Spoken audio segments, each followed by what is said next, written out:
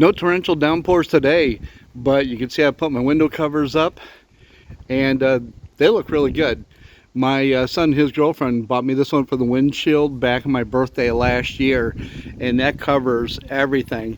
And this, of course, is one of the ones that I made. It blends in really good to the van itself, and the reflective foil on the back side actually does keep the heat out. I can touch that, and on a blazing hot day you may feel a little warm, and that's it.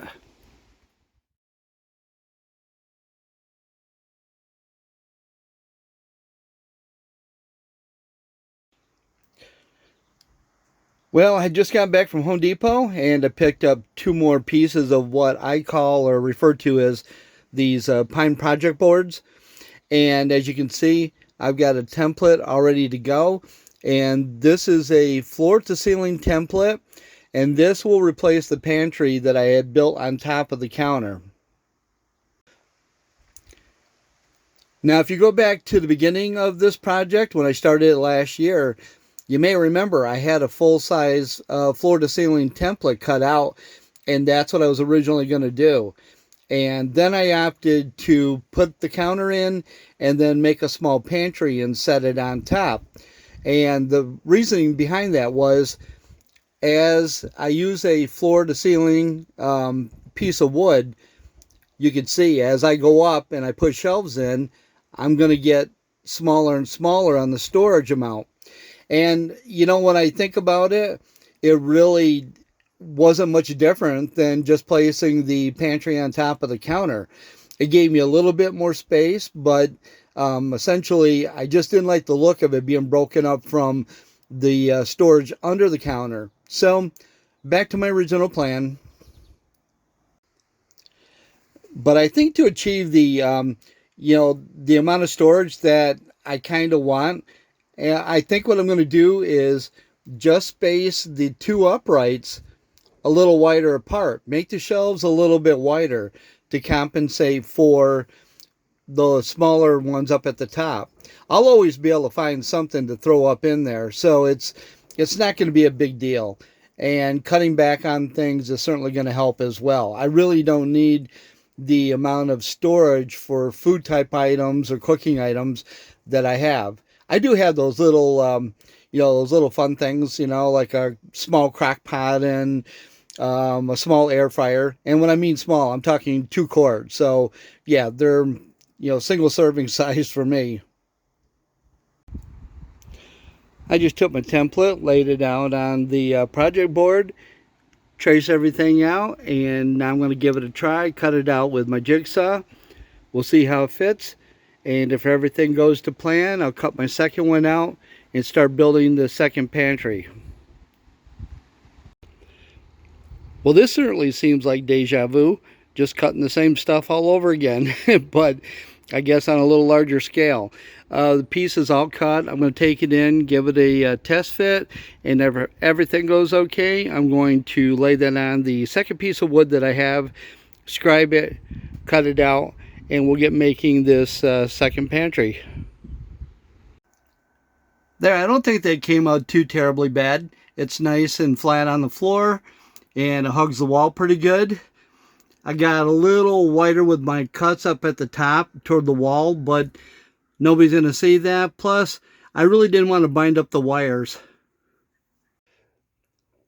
Well, there's the start of my new pantry.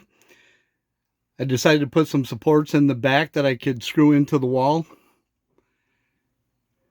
Got them at the top, the middle, and the bottom. And everything is glued and screwed. And I just checked everything for square, and everything matches up perfect. Now on to some shelves. These shelves aren't put in place yet. As far as fastened in permanently, I just kind of cut some that I had out of the scrap lumber so that nothing was wasted from the old countertop in the old pantry. And they're just staying in there because everything is nice and tight.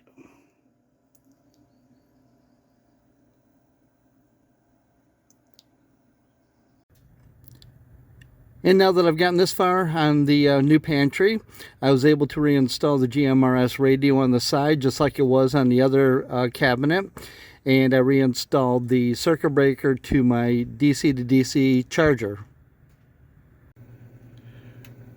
Well, despite all the heat, humidity, and air quality alerts from the wildfire smoke coming down from Canada, I went on a marathon session, and as you just saw, I had installed the uprights for my new pantry, and then I remounted my GMRS radio and the circuit breaker to the DC to DC charging system. And then I went on to install the shelves, and I put the non-slip shelf liner in, which is keeping everything in place. But I went ahead and I had this cargo net sitting around, and I just threw a screw every once in a while on the side, and then I looped the opening of the cargo net onto the screw head just to hold it in place. And of course the big part is I got my live edge countertop put in.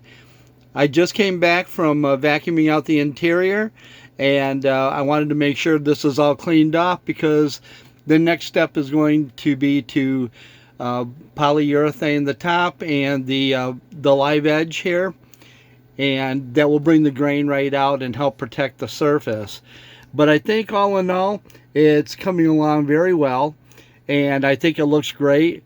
And the next step after I do the poly is going to be to install partitions. There's going to be one right here, and that's going to hold my the plastic cases that have my 2 portable stoves, and then I'll have a shelf above it, and that will hold my 1 pound refillable propane cylinders.